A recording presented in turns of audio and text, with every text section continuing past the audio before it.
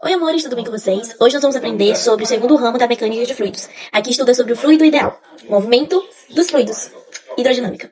E o que seria um fluxo ideal? É aquele que não é viscoso, que a viscosidade é nula, em que não há atrito interno entre as camadas do próprio fluido e nem entre o fluido e as paredes do recipiente.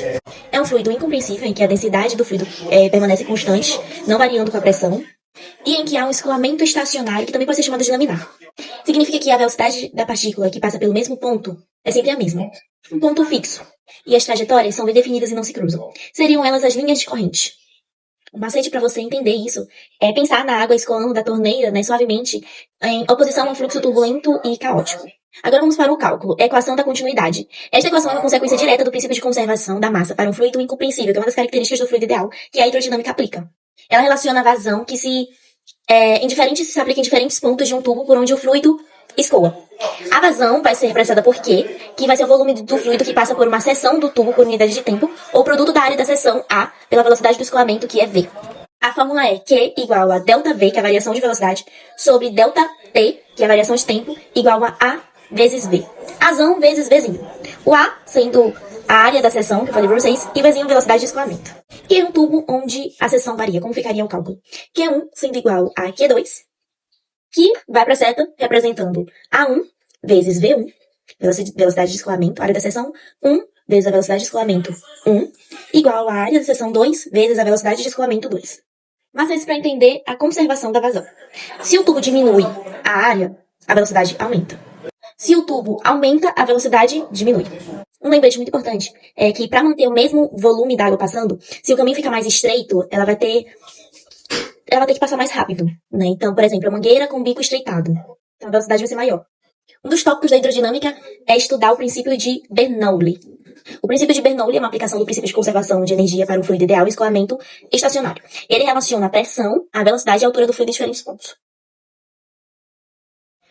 A soma da pressão estática, P, da pressão hidrodinâmica ou cinética, 1 meio PV ao quadrado, e da pressão hidrostática, PGH, que a gente já viu, e é constante ao longo de uma linha de corrente. E a relação vai ser a seguinte: Pzão, que é pressão, mais 1 meio PV ao quadrado, mais P vezes G vezes H, sendo constante. Pzão, pressão do fluido. 1 meio PV ao quadrado, termo relacionado à energia cinética, que é a velocidade. Esse termo vai ser voltado para a velocidade do fluido. PGH, termo relacionado à energia potencial gravitacional, que é a altura. Mas para entender essa fórmula é pensar que se a velocidade aumenta, como em um estreitamento, a pressão vai diminuir. Se a velocidade diminui, a pressão vai aumentar. Conclusão-chave: alta velocidade, baixa pressão. Baixa velocidade, alta pressão. Quais são as aplicações do princípio de Bernoulli no Enem? Eles focam muito no contexto de sustentação da asa de um avião, de atomizadores e pulverizadores, e também vento forte em telhados. Dentro do contexto da sustentação da asa do avião, eles podem aplicar o cenário de que o formato da asa faz o ar escoar mais rapidamente pela parte superior. Pelo princípio de Bernoulli, isso gera uma pressão menor em cima, criando uma força de sustentação para cima. Já no que tange atomizadores e pulverizadores, o ar em alta velocidade, que no caso vai ser aplicado pelo jato, passa sobre o tubo de sucção, criando uma zona de baixa pressão que puxa o líquido para cima. Vento forte em telhados. O vento que passa rapidamente sobre o telhado cria uma baixa pressão acima dele, já que tem essa, como é que eu posso dizer, a velocidade é alta, né? Então, a baixa pressão, enquanto a pressão do ar dentro da casa é maior. Essa diferença pode sugar o telhado para fora.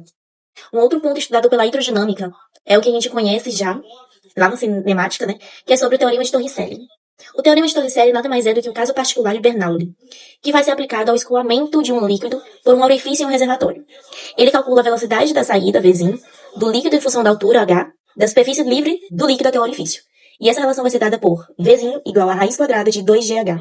Sendo que a velocidade de escoamento é a mesma que um corpo adquiriria em queda livre de uma altura, uma determinada altura.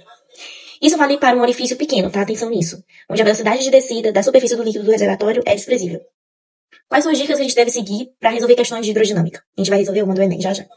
Bom, primeiro você tem que identificar o fluido, né? A água é o fluido mais comum, mas o ar também pode ser um fluido, né? É muito frequente, também muito cobrado, principalmente questões sobre Bernoulli.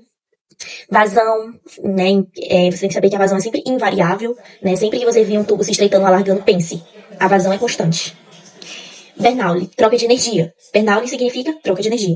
Se a questão envolve pressão e velocidade, pense, se a energia e a velocidade aumenta, a pressão deve diminuir, que são inversamente proporcionais. E vice-versa, para que a energia possa ser conservada. Unidade de medida. Pressão, Pascal, só pra gente lembrar aqui, né? A gente viu em hidrostática também, não vai mudar a unidade de medida do SI, mas eu vou relembrar. Pascal ou N sobre M ao quadrado, né? Vazão, metros cúbicos por segundo ou litros por segundo. Lembre-se que 1 metro cúbico equivale a 1000 litros. Então, isso é muito importante na transformação de unidades da questão, e com certeza vai ser necessário. Aí você tem que ter o conceito básico de transformação de unidades. E a velocidade vai ser em metros por segundo. Questão do Enem diz o seguinte: para a instalação de um aparelho de ar-condicionado, é sugerido que ele seja colocado na parte superior da parede do cômodo, pois a maioria dos fluidos, líquidos e gases, quando aquecidos, sofrem expansão, tendo sua densidade diminuída e sofrendo deslocamento ascendente. Por sua vez, quando são resfriados, tornam-se mais densos e sofrem um deslocamento descendente. A sugestão apresentada no texto minimiza o consumo de energia. Por quê? Letra A. Diminui a umidade do ar dentro do cômodo? Não. Letra B. Aumenta a taxa de condução térmica para fora do cômodo? Também não.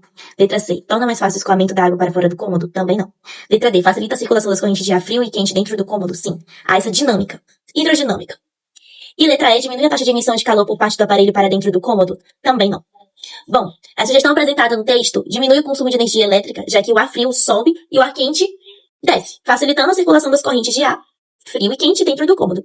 Isso pode ser observado dentro do enunciado, na parte em que ele fala ascendente e descendente. Subir e descer. Sofrendo deslocamento ascendente, sofrendo deslocamento descendente. Dinâmica de ar. Como eu falei pra vocês, o ar ele é muito bem cobrado pelo Enem em questões de hidrodinâmica. Questões assim vão aparecer mais vezes nas próximas edições. Treinei bastante. Então é isso, meus amores. Espero que eu tenha te ajudado de alguma maneira nesse vídeo como uma revisão. A gente não aprofunda em questões de física, mas a gente revisa da melhor forma. Deixa seu like, se inscreve, compartilha com todo mundo e comente suas dúvidas aqui. Beijos.